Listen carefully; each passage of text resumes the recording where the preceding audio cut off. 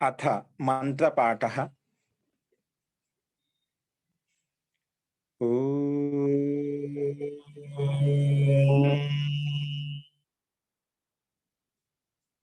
సహనావవతు సహనౌ భునక్తు సహ వీర్యం కరవావహై తేజస్వినావధీతమస్తు మా విద్విషావహై. ఓం శాంతి శాంతి శాంతి.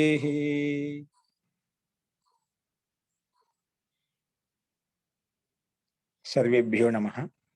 అందరికీ నమస్కారం అండి.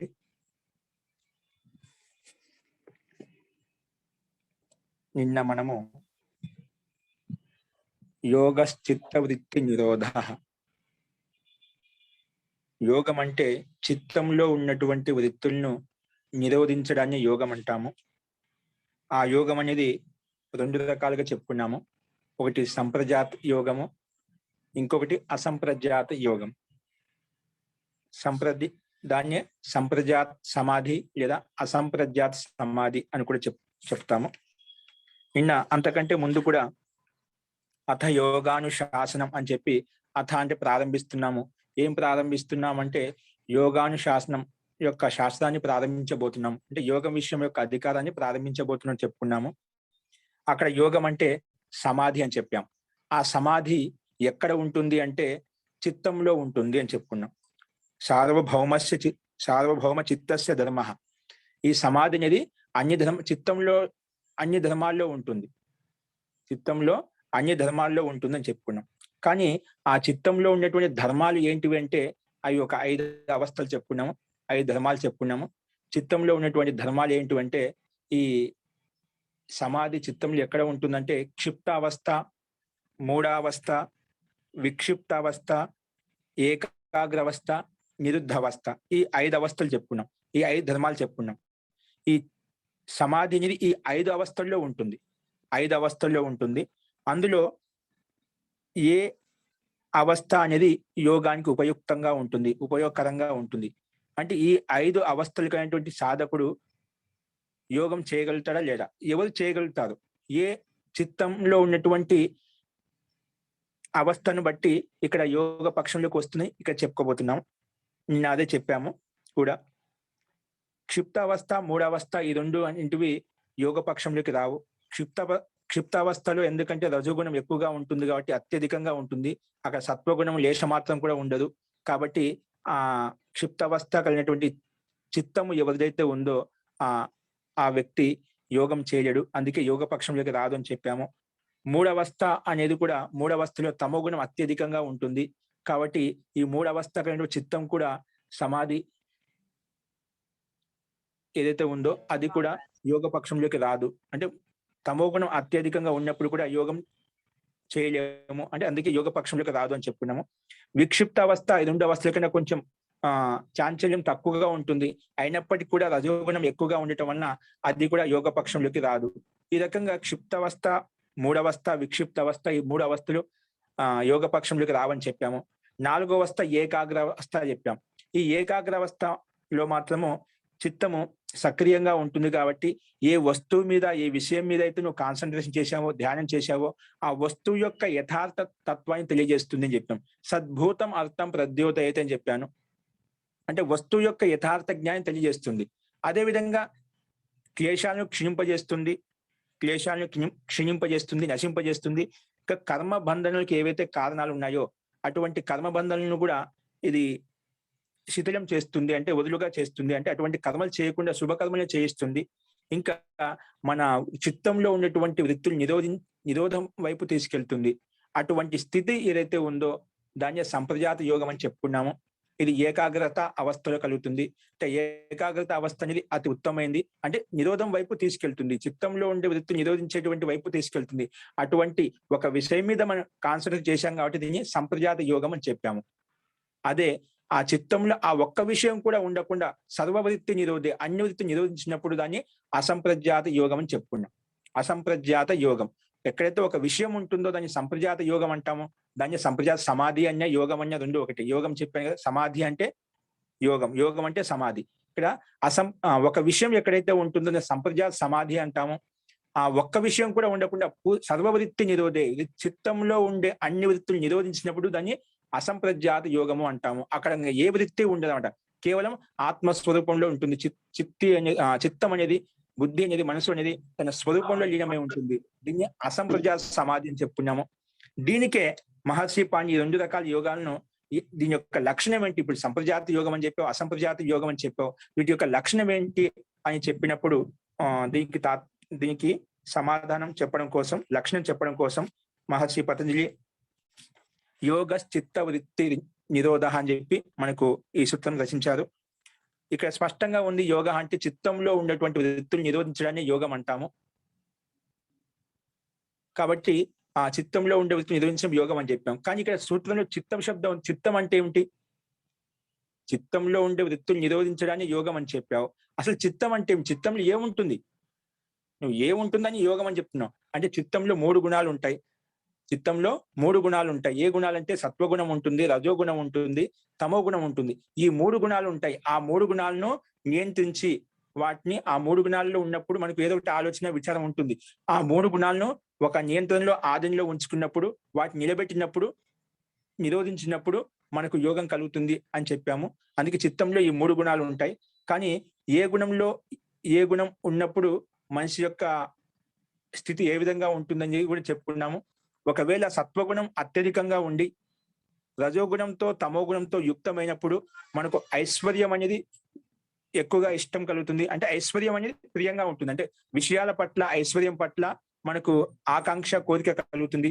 ఎప్పుడు సత్వగుణం ఎక్కువగా ఉండి ఆ సత్వగుణంతో రజోగుణం ఉంటుంది, తమో గుణం కూడా ఉంటుంది. తమో గుణంతో రజోగుణంతో యుక్తమైనప్పుడు మన ఐశ్వర్యం ప్రియంగా ఉంటుంది, విషయాలు ప్రియంగా ఉంటాయి అన్నమాట. అదే సత్వగుణము తమో గుణంతో యుక్తమైనప్పుడు, అంటే ఎక్కువ సత్వగుణం తక్కువ అయిపోయింది, తమో గుణం ఎక్కువ అయిపోయింది. తమో గుణం ఎక్కువగా ఉన్నప్పుడు అక్కడ అనైశ్వర్యం కలుగుతుంది, అవైరాగ్యం కలుగుతుంది, అజ్ఞానం కలుగుతుంది. అంటే జ్ఞానానికి విషయానికి సంబంధించి, వైరాగ్యానికి విషయానికి సంబంధించి అన్ని విపరీతంగా ఉంటాయంట. అజ్ఞానమే ఉంటుంది, అధర్మమే ఉంటుంది, అవైరాగ్యం ఉంటుంది, ఐశ్వర్యం కూడా, ఐశ్వర్యం ప్రతి ఇంకా ఆకాంక్ష, కోరిక కూడా ఉండదు.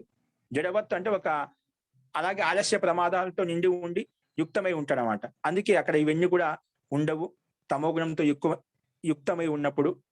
అదే ఈ సత్వగుణం అనేది రజోగుణంతో యుక్తమైనప్పుడు, సత్వగుణంతో పాటు తమోగుణం లేదు, సత్వగుణంతో పాటు రజోగుణం కూడా ఉంది. అటువంటప్పుడు తమోగుణం లేకుండా ఉండి సత్వగుణంతో పాటు రజోగుణం కొంచెం మాత్ర ఎక్కువ ఉండి సత్వగుణం కూడా ఉంటుంది. అటువంటి సందర్భంలో మనకు ఐశ్వర్యం అనేది, జ్ఞానం అనేది, ధర్మం అనేది, వైరాగ్యం అనేది ఇవన్నీ మనకు కలుగుతాయి. వీటిని కావాలని కోరిక, ఆకాంక్ష మనకు కలుగుతుంది. ఎప్పుడు సత్వగుణంతో పాటు రజోగుణానికి మాత్రం ఎక్కువగా ఉన్నప్పుడు ఐశ్వర్యము, జ్ఞానము, వైరాగ్యం ఇవన్నీ పొందాలనే కోరిక, ఆకాంక్ష మనకు కలుగుతుంది. కానీ అదే సత్వగుణము రజోగుణం ఏదైతే లేశమాత్రం అని చెప్పామో, ఆ రజోగుణం లేశమాత్రం కూడా లేకుండా అది కూడా ఆ మోహావాన్ని పూర్తిగా నిరోధించినప్పుడు, సత్వగుణంతో పాటు రజోగుణం ఉంది, ఆ రజోగుణంతో యుక్తమైనప్పుడు మనకు ఐశ్వర్యము, జ్ఞానము, ధర్మము ఇవన్నీ కలుగుతున్నాయి.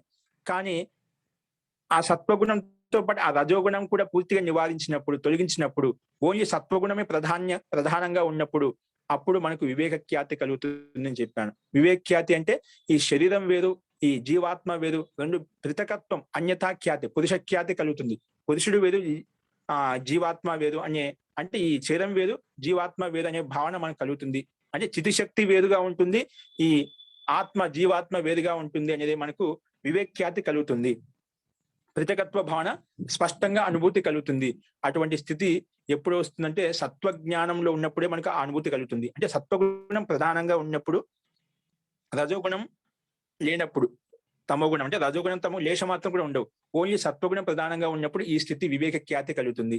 అలాంటి వివేక ఖ్యాతినే మన సాధకులు, యోగులు ధర్మమేఘ సమాధి అని చెప్పారు. నేను చెప్పుకున్నాము, దాన్ని ఏమంటాము, అలా సత్వగుణం ఆధిక్యం ఎక్కువగా ఉండి పురుషఖ్యాతి కలిగినప్పుడు, పురుషుడు వేరు, ఈ శరీరం వేరు, అంటే శక్తి వేరు, ఈ శరీరం వేరు, జీవాత్మ వేరు అనే భావన ఎప్పుడైతే కలుగుతుందో దాన్ని ధర్మమేఘ సమాధి అని పేరు పెట్టారు. ఏం చెప్పారు, ధర్మమేఘ సమాధి. దాన్ని సాధకులు యోగులు పరం ప్రసంఖ్యానం అని కూడా చెప్పారు. ఏం చెప్పారు? పరం ప్రసంఖ్యానం. పరం ప్రస అంటే ఉత్కృష్టమైన స్థితి అన్నమాట. అక్కడ వివేక్యాతి కలుగుతుంది అన్నమాట. ఒకటే విషయం మీద కేవలం చితిశక్తి తన స్వరూపంలో లీనమై ఉంటుంది. అటువంటి స్థితి ఏదైతే కలుగుతుందో దాన్ని ధర్మమేఘ సమాధి. దాన్ని సాధకులు ఇంకో రకంగా చెప్తారు, పరం ప్రసంఖ్యానం అని కూడా చెప్పుకున్నాము. ఆ రకంగా నిన్న ఇంతవరకు చెప్పుకున్నాము. ఇప్పుడు దాని తర్వాత ఈ పరం ప్రసంఖ్యానం అని ఏదైతే చెప్పుకున్నామో ఇది దానికంటే ముందు స్థితి ఏంటి? సత్వగుణాత్మక స్థితి కలిగిందన్నమాట. సత్వగుణాత్మక స్థితి ఎప్పుడు కలిగింది? మనకు సత్వగుణం అత్యధికంగా ఉన్నప్పుడు ఈ వివేక్యాతి కలిగింది. ఈ వివేక్యాతి పురుష శక్తి అంటే జీవాత్మ యొక్క శక్తి రెండు ఒకటేనా? దానికి సమాధానం ఇక్కడ చెప్తున్నారు, చూసుకోండి. నిన్న తత్పరం ప్రసంఖ్యానం ఇది ఆచక్షతే ధ్యాయిన అని చెప్పుకున్నాం. అంతకంటే ముందు తదేవ రజోలేష మలాపేతం స్వరూప ప్రతిష్టం, అంటే స్వరూపంలో ప్రతిష్టమైనప్పుడు సత్వము అంటే సత్వగుణము పురుష ఖ్యాతి అంటే పురుష అంటే జీవాత్మ యొక్క అన్యతా ఖ్యాతి మాత్రం. అన్యత అంటే వేరువేరుగా ఎప్పుడైతే మనం అనుభూతిని పొందుతామో దాన్ని ధర్మమేఘ ధ్యానోపగం భవతి అంటే ధర్మమేఘ ధ్యానం వైపు తీసుకెళ్తుంది. దానినే తత్పరం ప్రసంఖ్యానం ఇది ఆచక్షతే ధ్యాయిన అని చెప్పాను. దాన్ని ప్రసంఖ్యానం అని చెప్తారు సాధకులు యోగులు అని చెప్పుకున్నాము. ఇప్పుడు చూడండి, సూత్రంలో యోగ చిత్తవృత్తి నిరోధ. యోగం అంటే చెప్పుకున్నాము, చిత్తం అంటే చిత్తంలో 3 గుణాలు ఉంటాయి, సత్వగుణము, రజోగుణము, తమోగుణము. వృత్తి నిరోధ అంటే ఏమిటి? ఆ పదాన్ని తీసుకొని మహర్షి వ్యాస్ ఇక్కడ దాన్ని మనకు తెలియజేస్తున్నాడు. వృత్తి నిరోధ అంటే ఏమిటి? చిత్తం అని చెప్పిన 3 గుణాలు ఉంటాయి, అవి ఎలా ఉంటాయి, ఏ రకంగా ఉంటాయి చూసాం. వృత్తి నిరోధ అంటే ఏమిటి? ఆ శబ్దాన్ని తీసుకొని ఇక్కడ వ్యాఖ్యానిస్తున్నారు, చూసుకోండి. చిత్తి శక్తి పరిణామి అన్య ప్రతి సంక్రమ దర్శిత విషయ శుద్ధ శుద్ధాచ అనంతాచ అని చెప్పారు ఇక్కడ. చితిశక్తి ఏంటి? పరిణామిని. అంటే చితిశక్తి అపరిణామి, చితిశక్తి అపరిణామి. ఇదేంటి? చితిశక్తి అంటే ఇప్పుడు ఏ విధంగా ఇది సత్వగుణంలో మార్పులు వస్తున్నాయి. ఒకసారి సత్వగుణం ప్రధానంగా ఉంటుంది, ఒకసారి రజోగుణం ప్రధానంగా ఉంటుంది, ఒకసారి తమోగుణం ప్రధానంగా ఉంటుంది. అంటే గుణాలు వెనక ముందు మారుతూ ఉన్నాయి, ఒక్కోసారి ఒక్కొక్క స్థితి కలుగుతుంది. అలాగా చితిశక్తి అనేది పరిణామానికి లోటు కాదనమాట. పరిణామం చెందదు. ఏ విధంగా అయితే మన చిత్తము రకరకాలుగా విభిన్నంగా పరిణతి చెందుతుందో అలాగా చితిశక్తి చేతనా శక్తి అంటే జీవాత్మ శక్తికి అలా పరిణామం చెందదు. అందుకే చితిశక్తి అపరిణామి, ఇది పరిణామానికి చెందదు, పరిణామంలో మార్పులు రావు దీంట్లో. ఇంకేంటి? అప్రతి సంక్రమ, ఇది ఏ దాంతో సంక్రమించదు, నిర్లేపంగా ఉంటుంది, నిష్క్రియంగా ఉంటుంది. అప్రతి సంక్రమించదు. ఏ విధంగా అయితే చితిశక్తి రకరకాలుగా వేరే గుణాలతో సంక్రమిస్తుందో అలా ఇది సంక్రమించదు. అప్రతి సంక్రమ. తర్వాత దర్శిత విషయ, ఇది విషయాలను ఎలాగైతే మనకు చూపిస్తుందో అలా చూస్తూ ఉంటుంది అంతే. దర్శిత విషయాలను ఏ విషయం మన ముందుకు వస్తుందో ఆ విషయం అలాగే చూపిస్తుంది అన్నమాట. దాంతో యుక్తం కాదు. ఇప్పుడు సత్వగుణం ఒకసారి ఏదైనా ఒక విషయాన్ని చూపించిన దాని వైపు కావాలని కోరిక ఆకాంక్ష కలుగుతుంది. అలా జీవాత్మకు అలా ఆకాంక్ష కోరిక ఉండదు. ఇక్కడ ఆ వస్తువును పొందాలని చెప్పి కోరిక ఉండదు. అందుకే ఎలాగైతే ఉందో అలాగే చూపిస్తుంది. దర్శిత ద్రష్టారూపణ చూస్తూ ఉంటుంది, దర్శిత విషయాన్ని చూస్తూ ఉంటుంది. దర్శిత విషయ శుద్ధ, ఇంకా శుద్ధమైంది, పవిత్రమైనది. అనంతాచ, ఇంకా అనంత శక్తి కలిగేది. ఏంటి? జీవాత్మ. చితి అంటే చేతన శక్తి, దాన్ని జీవాత్మ అని చెప్పుకుంటున్నాం. కాబట్టి ఈ చితిశక్తి ఏంటి? అపరిణామని, పరిణామం చెందదు. అప్రతి సంక్రమ, ఇది నిష్క్రియంగా ఉంటుంది, నిర్లేపంగా ఉంటుంది. దర్శిత విషయాలను మాత్రం దర్శిస్తుంది. ఎలాగైతే ముందు తీసుకొస్తుందో అలా చూపిస్తుంది. ఇంకా శుద్ధమైంది, ఇంకా అనంతమైన శక్తి కలది అని చెప్పుకున్నాం. చితిశక్తి యొక్క స్వరూపం ఏంటో మనం చూసాం. తర్వాత ఏం చెప్తున్నాడు? సత్వగుణాత్మికాచ ఇయం అతో విపరీత వివేక ఖ్యాతిరితి. ఈ సత్వగుణాత్మికాచ ఇయం వివేక ఖ్యాతి. ఇప్పుడు సత్వగుణాత్మిక ఏంటి? సత్వగుణం ప్రధానంగా ఉండేదాన్ని సత్వగుణాత్మిక అంటాం. ఇప్పుడు సత్వగుణం అంటే ఏదైతే ఎక్కువగా ఉంటుందో దాన్ని సత్వగుణం అని చెప్పాను. ఆ సత్వగుణాత్మిక వివేక ఖ్యాతి, ఇది వివేక ఖ్యాతికి సత్వగుణం అధికంగా ఉండడం వల్ల వివేకం కలిగింది. ఏ వివేకం కలిగింది? ఆత్మ వేరు, ఈ చితిశక్తి వేరుని వివేకం కలిగింది. రెండు వేరువేరుగా ఉన్నాయని చెప్పి మనకు తెలిసింది. అలాంటి వివేక ఖ్యాతి అనేది ఇతో విపరీత అంటే చితిశక్తి కంటే భిన్నమైనది. ఇతో విపరీత అంటే ఈ చితిశక్తి యొక్క స్వరూపం ఏదైతే ఉందో సత్వగుణాత్మికకు సంబంధించిన వివేక్ఖ్యాతి ఏదైతే ఉందో రెండు భిన్న భిన్నమైనవి. ఇప్పుడు వివేక్ఖ్యాతిలో మనకు భిన్న భిన్న పరిణామాలు చూస్తున్నాం, కానీ చితిశక్తిలో అటువంటి పరిణామాలు భిన్న భిన్నంగా చూడటం లేదు, ఒకే రకంగా ఉంటుంది, అపరిణామంగా ఉంటుంది అని చెప్పుకున్నాం. అందుకే సత్వగుణాత్మిక ఇయం వివేక ఖ్యాతి ఇతో విపరీత అన్వయం ఎక్కడ తీసుకోవాలి? సత్వగుణాత్మికాచ ఇయం వివేక ఖ్యాతి, ఈ వివేక ఖ్యాతి అనేది ఇతో విపరీత, దీనికంటే అంటే చితిశక్తి కంటే భిన్నమైంది, విపరీతమైంది. అంటే ఆ గుణాలు చితిశక్తి యొక్క స్వరూపము వివేక ఖ్యాతి యొక్క స్వరూపం భిన్న భిన్నంగా ఉన్నాయి, అందుకే విపరీత భిన్నమైంది అని చెప్పారు. అందుకే అతః తస్యాం విరక్తం చిత్తం తామపి ఖ్యాతిం నిరునద్ధి. ఇప్పుడు వివేక్ఖ్యాతిలో కూడా ఒక విషయం ఉంటుంది. అక్కడ మనకి ఏ అనుభూతి కలుగుతుంది? చితిశక్తి వేరు, అలాగే జీవాత్మ వేదని పృథకత్వం వివేక ఖ్యాతి మనకు కలిగింది. అక్కడ ఒక విషయం మీద కేంద్రీకృతం అయిపోయాం. కానీ నిరుద్ధ అవస్థ ఎలా ఉంటుంది? ఆ ఒక్క విషయం కూడా ఉండకూడదు. తామపి ఖ్యాతి నిరునద్ధి. అతః తస్యాం విరక్తం చిత్తం, ఆ చిత్తం ఏమంటుంది? నాకు ఆ వివేక ఖ్యాతి కూడా వద్దు, ఆ వివేక ఖ్యాతి కూడా వద్దు. ఈ చితిశక్తి వేరుగా ఉండేది, జీవాత్మ వేరుగా ఉంది, ఆ చితిశక్తి కూడా నాకు చూడదలుచుకోలేదు, ఆ చితిశక్తి కూడా నాకు అవసరం లేదు. కాబట్టి అలా ఎప్పుడైతే విరక్తం చెందుతుందో, అంటే వివేక ఖ్యాతి కూడా నాకు వద్దు, అంటే సత్వజ్ఞానం యథార్థ జ్ఞానం కూడా నాకు వద్దు. అంటే ఆ జ్ఞానం అంటే ఇప్పుడు వివేక్ఖ్యాతిలో ఉంటుంది, యథార్థ జ్ఞానం తెలుస్తుందండి, వస్తువు యొక్క యథార్థ స్వరూపం కనిపిస్తుంది. ఆ స్థితి కూడా నాకు వద్దు. సంసారికంలో ఉండేటువంటి పదార్థం యొక్క జ్ఞానం నాకు అవసరం లేదు, అది కూడా బంధనానికి కారణం తెస్తుంది. ఇప్పుడు ఐశ్వర్యం ఉందంటే, ధర్మం ఉందంటే, ఇవన్నీ కూడా మనకు పుణ్యాన్ని ఇస్తాయి. పుణ్యం అంటే పుణ్యప్రదమైనది కాబట్టి దాంట్లో పుణ్యం ఉంది, సుఖం కూడా ఉంటుంది, ఆ సుఖంతో పాటు దుఃఖం కూడా వస్తుంది. కాబట్టి అది కూడా నాకు అవసరం లేదు. అందుకే ఏమంటుందంటే సత్వగుణాత్మికాచ ఇయం వివేక్ఖ్యాతి విపరీతంగా ఉంటుంది. అందుకోసం అతః తస్యాం విరక్తం చిత్తం, ఆ వివేక్ఖ్యాతిలో విరక్తమైనటువంటి చిత్తం ఏదైతే ఉందో తామపి ఖ్యాతిం, ఆ ఖ్యాతిని కూడా వివేక్ఖ్యాతిని కూడా నిరునద్ధి, దాన్ని కూడా ఒదిగించుకోవాలని చూస్తుందన్నమాట. ఆ వివేక ఖ్యాతి నాకు అవసరం లేదు, తామపి నిరునద్ధి. అలా ఒక్క విషయాన్ని కూడా నిరోధించినప్పుడు, నిరుద్ధం చేసినప్పుడు ఏం కలుగుతుంది? తద్ అవస్థం సంస్కారోపగం భవతి. ఆ చిత్తంలో వివేక ఖ్యాతి ఏదైతే ఉందో, ఆ చితిశక్తి కానీ భిన్నమైనది ఏదైతే ఉందో, ఆ చితిశక్తి ఏం ఆలోచిస్తుంది అంటే ఆ వివేక ఖ్యాతి కూడా నాకు అవసరం లేదు, అలాంటి ఆ వివేక ఖ్యాతితో పూర్తిగా నిరోధించాలని చూస్తుంది. చిత్తంలో ఏ ఒక్క విషయము లేకుండా పూర్తిగా నిరోధించడానికి ప్రయత్నం చేస్తుందన్నమాట. అలా ప్రయత్నించినప్పుడు దాని యొక్క స్థితి ఎలా ఉంటుంది?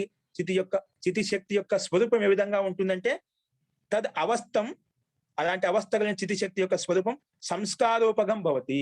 అది ఓన్లీ సంస్కారాలు మాత్రమే శేషంగా మిగులుతాయి. అందుకే అనాది వాసన బలవత్వాత్ అని చెప్పి ఒక సూత్రం వస్తుంది. అంటే అనాది వాసన సంస్కారాలు చాలా నాటుకుపోయి ఉన్నాయి మనలో, ఆ సంస్కారాలు మాత్రం నిలబడి ఉంటాయి అన్నమాట. ఇంకా ఇక్కడ వివేక్ఖ్యాతి కూడా ఏం లేదు, ఓన్లీ సంస్కారం మాత్రం లోపల ఏవైతే ఉన్నాయో అవి మాత్రమే ఉంటాయి. ఎప్పుడు ఆ చితిశక్తి ఆ వివేక ఖ్యాతిని కూడా నిరోధించినప్పుడు తద అవస్థ, అలాంటి అవస్థలో చితిశక్తిలో అంటే మెమరీ కార్డులు ఏవైతే, ఇప్పుడు చితిశక్తి అంటే మనము లౌకికంగా ఇప్పుడు మన మొబైల్ ఉంది, మొబైల్లో మెమరీ కార్డు పెడతామో, మెమరీ కార్డులు ఏవైతే స్టోరేజ్ చేస్తామో, ఇప్పుడు వర్తమానంగా అన్ని డిలీట్ చేసాం, ముందుగా స్టోరేజ్ చేసినవి ఏవైతే ఉన్నాయో అవి మాత్రమే ఉంటాయి. అలాగా మన చిత్తంలో ముందుగా పోయిన జన్మల సంస్కారాలు ఏవైతే ప్రబలంగా ఉన్నాయి అవి మాత్రమే స్థిమితంగా ఉంటాయి. అందుకే ఇప్పుడు తదవస్థం చిత్తం సంస్కారోపగం భవతి, సంస్కారం మాత్రం అవశిష్టంగా ఉంటాయి, అంటే మిగులుతాయి. అప్పుడేంటి? అప్పుడు కొత్త కర్మలకు ఉత్పన్నం చేయడానికి అవకాశం ఉండదన్నమాట. లోపల ఏవైతే ఉన్నా అవే ఉంటాయి, క్షీణించి ఉంటాయి, దాన్ని ఏం చేయనికి లేదు ఇంకా. అందుకే అటువంటి స్థితిని ఏమవుతుంది? నిర్బీజ సమాధి అంటామంట. ఇప్పుడు కొత్త కర్మలు, పుణ్యకర్మలు కానీ పాపకర్మలు కానీ ఏం చేయడానికి ఉండదు అన్నమాట.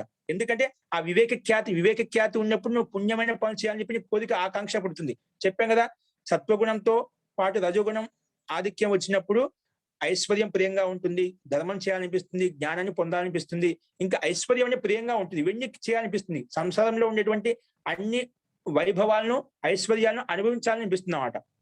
దేవలోకంలో ఏ విధంగా ఇంద్రులు అనుభవిస్తూ ఉంటారు అన్నమాట. అక్కడ ఒక విషయం ఐశ్వర్యంగా ఉందన్నమాట, కానీ ఆ ఐశ్వర్యం కూడా నాకు వద్దు అలా అనుకున్నప్పుడు అటువంటి స్థితి ఏదైతే ఉందో, పుణ్యం వద్దు పాపం వద్దు, దాన్ని నిర్బీజ సమాధి అంటాము. అంటే ఏ ఒక్క విషయం వద్దు, నాకు అవసరం లేదు, అటువంటి స్థితినే నిర్బీజ సమాధి అంటాము. అటువంటి స్థితినే నా తత్ర కించిత్ సంప్రజ్ఞాయతే ఇది అసంప్రజ్ఞాత. అక్కడ ఒకటి కూడా కొంచెం కూడా సంప్రజ్ఞాతం కాదు, ఒక విషయం కూడా ఉండదు. అటువంటి స్థితినే అసంప్రజ్ఞాత సమాధి అని చెప్పుకుంటాం అనమాట. కాబట్టి ఆ వివేక్యాతి చితిశక్తి ఏదైతే ఉందో రెండు భిన్న భిన్నంగా ఉన్నాయి. కానీ చితిశక్తి ఏం ఆలోచిస్తుందంటే ఆ వివేక ఖ్యాతి కూడా నాకు అవసరం లేదు. ఆ వివేక్యాతి నిరునద్ధి అంటే నిరోధించినప్పుడు తదవస్థం చిత్తం సంస్కారోపగం భవతి. సంస్కారం మాత్రం శేషంగా ఉంటాయి, అవి మాత్రం మిగులుతాయి. అటువంటి స్థితినే నిర్బీజ సమాధి అంటాము. ఎందుకంటే బీజం అక్కడ అంకురించదనమాట. ఇప్పుడు ఒక విత్తనాన్ని పెన్నం మీద వేసి దాన్ని వేయించినప్పుడు ఎలా ఉంటుంది, అది మళ్ళీ మొలకెత్తదండి. అలాగా ఇప్పుడు మన కర్మలు వివేక్యాతి కూడా నిరోధించినప్పుడు మన చిత్తంలో ఒక ఆలోచన విచారం కూడా లేనప్పుడు అది కొత్త సంస్కరణ ఉత్పన్నం చేయడానికి అవకాశం ఉండదు అన్నమాట. ఆ వివేక్యాతిని కూడా మనం నిరోధించాం, ఒక విషయం కూడా వద్దనుకున్నాం. అటువంటి స్థితినే మన నిర్బీజ సమాధి. బీజం మళ్ళీ ఉత్పన్నం కాదు. అంటే ఉత్పన్నం కాదంటే మన ముందు ఒక విషయాన్ని తీసుకొచ్చి పెట్టినా కూడా అది మళ్ళీ ఆ విషయ వస్తువు కావాలని చెప్పే కోరిక ఆకాంక్ష కలగదు. కేవలం ప్రత్యక్షం కాదు, మనసులో కూడా కలగదు. మనసులో కూడా అలాంటి రాదు. చాలా మంది పైకి ఒక విషయము మనకు ఇప్పుడు ఏవి విషయాలు లేవు అండి మన దగ్గర. ఇప్పుడు మనం నిర్లిప్తంగా ఉన్నాం. ఒక వ్యక్తి ఏమడిగా అంటే మీరు సాధకులు అండి, ఎప్పుడు అడవుల్లో ఉంటారు, మీరు లోకంలోకి వస్తే సంసారంలోకి వస్తే తెలుస్తుంది మీకు విషయాల మీద ఆకర్షణ ఉందా లేదా అని చెప్పి. విషయాల మీద ఆకర్షణ, ఇప్పుడు అడవిలో కూర్చోంటాం, అడవిలో ఎవరైనా కూర్చుంటే అక్కడ ఏ విషయం ఉండదు కాబట్టి నీకు ఆ వస్తువు మీద ఆకర్షణ కలగదు. ఒకసారి సంసారంలోకి వచ్చి చూడండి, నీలో ఎంత బలం ఉంది, ఎంత సంస్కారం ఉంది, ఎంత నిగ్రహంగా ఉన్నది తెలుస్తుంది. కరెక్టే, మరి అక్కడ ఉన్న కనిపించవు. కానీ సంసారంలోకి వచ్చినప్పుడు కూడా ఆ విషయ వస్తువు మన ముందుకు వచ్చినప్పుడు మనకు లోపల మానసికంగా కూడా దాన్ని పొందాలని కోరిక ఆకాంక్ష కలగకూడదు. అలా స్థితి ఎప్పుడైతే కలుగుతుందో అటువంటి స్థితిని నిర్బీజ సమాధి అంటాము. బీజం ఉన్నప్పుడు కూడా, ఇప్పుడు విత్తనం భూమిలో పడితేనా దానికి నీళ్లు కానీ ఎరువులు కానీ సక్రమంగా అందే అనుకోండి, మొలకెత్తుకుంటూ వస్తుందన్నమాట. అలాగే ఒక విషయ వస్తువు మన సంస్కారం ఉందనుకోండి, ఆ సంస్కారం అంటే ఆ విషయ వస్తు ఎదురుగా రాగానే అది పొందాలనే కోరిక, ఏ విషయమైనా కావచ్చు, ఇంద్రియ సుఖాలు, రూపేంద్రియ కావచ్చు, రసనేంద్రియ కావచ్చు, స్పర్శేంద్రియ కావచ్చు, ఇంద్రియ విషయాలు ఏవైతే ఉన్నాయో మన లోపల సంస్కారం ఏదైతే ఉందో రాగానే మనం ప్రత్యక్షంగా పైకి క్రియాన్వితం కాకపోయినప్పటికీ మనసులో అయితే కలుగుతుంది. అలా మనసులో కూడా ఆ పొందాలనే కోరిక మనకు రాకూడదు. అటువంటి స్థితి ఏదైతే ఉందో దాన్ని నిర్బీజ సమాధి అంటాం. అలాంటి స్థితి కలగాలి మనకు. అలాంటి స్థితినే కలిగినప్పుడే మనము అసంప్రజాత సమాధిలోకి వెళ్తాము. అసంప్రజాత సమాధిలో ఏముంటుంది అది చెప్పుకుంటాం ఇక్కడ మనము. అక్కడ కేవలం ఆత్మతో లీనమై ఉంటుంది. ఆత్మ అంటే జీవాత్మతో లీనమై ఉంటుంది. జీవాత్మతో పాటు పరమాత్మ యొక్క దర్శనం కూడా కలుగుతుంది. అది ఇక్కడ మనం చెప్పుకుంటాము. ఈ రకంగా మనము యోగ చిత్త వృత్తి నిరోధ. యోగం అంటే రెండు రకాలుగా మనం చెప్పుకున్న సంప్రజాత యోగము, అసంప్రజాత యోగము. దీన్ని చెప్పేది ఇక్కడ ద్వివిధ స యోగ చిత్త వృత్తి నిరోధ ఇది. ఈ యోగం అనేది యోగ చిత్తవృత్తి నిరోధ అనేది రెండు రకాలుగా చెప్పుకున్నాం. ఏ రెండు రకాలు ఏంటివి? సంప్రజాత యోగ, అసంప్రజాత యోగ. ఈ రకంగా మనము చిత్తవృత్తి నిరోధంలో చిత్తంలో ఉండే వృత్తి నిరోధించినప్పుడు ఈ రెండు రకాల యోగం కలుగుతుంది. అంటే సంప్రజాత యోగం కలుగుతుంది, అసంప్రజాత యోగం కలుగుతుంది. ముఖ్యంగా సంప్రజాత యోగం అంటే సంప్రజాత సమాధి. యోగం అంటే సమాధిని అన్న రెండు ఒకటే చెప్పాను. ఈ సంప్రజాత సమాధిలో కించిత్ సంప్రజాయత అంటే ఒక విషయం కనిపిస్తుంది, అందుకే కించిత్ సంప్రజాయత ఇది సంప్రజాత. కించిత్ అసంప్రజాయత ఏది కూడా కొంచెం కూడా అది జ్ఞాతం లేదు అంటే విషయ వస్తువు లేదనమాట. అటువంటి దాన్ని అసంప్రజాత అంటాం. అందుకే సంప్రజాత సమాధి, అసంప్రజాత సమాధి, ఈ రెండు రకాల సమాధులు ఉంటాయి. ఈ ముఖ్యంగా సంప్రజాత సమాధి ఒక విషయం ఉంటుంది, అసంప్రజాత సమాధిలో ఏ విషయం ఉండదు. దాన్నే సర్వవృత్తి నిరోధం చేసినప్పుడు ఈ స్థితి కలుగుతుంది. అటువంటి స్థితిలో ఈ చితి శక్తికి యొక్క స్వరూపం ఏ విధంగా ఉంటుంది? నువ్వు చిత్తంలో ఒక విషయం ఉన్నప్పుడు వివేక్యాతి కలుగుతుంది అని చెప్పాం. అక్కడ ఒక విషయం ఉంటుంది, కానీ ఆ చిత్తి శక్తి ఏమంటుంది? ఆ ఒక్క విషయాన్ని కూడా నిరోధించేస్తాను. అప్పుడు అలా నిరోధించిన అసంప్రజాత సమాధి కలుగుతుంది అని చెప్పాం. అసంప్రజాత సమాధిలో అంటే ఒక్క విషయం కూడా లేదు, మన చిత్తులో, మన మనసులో, మన బుద్ధిలో ఒక్క విచారం కూడా లేదు. అటువంటి సందర్భంలో అటువంటి మానసిక స్థితి కలిగినప్పుడు ఆ చిత్తం యొక్క స్వరూపం ఏ రకంగా ఉంటుంది? అది ఎక్కడ ఉంటుంది? ఏ రకంగా ఆలోచిస్తుంటుంది? ఏ విచారం లేదు, శూన్యంగా కూర్చొని ఉంటావా?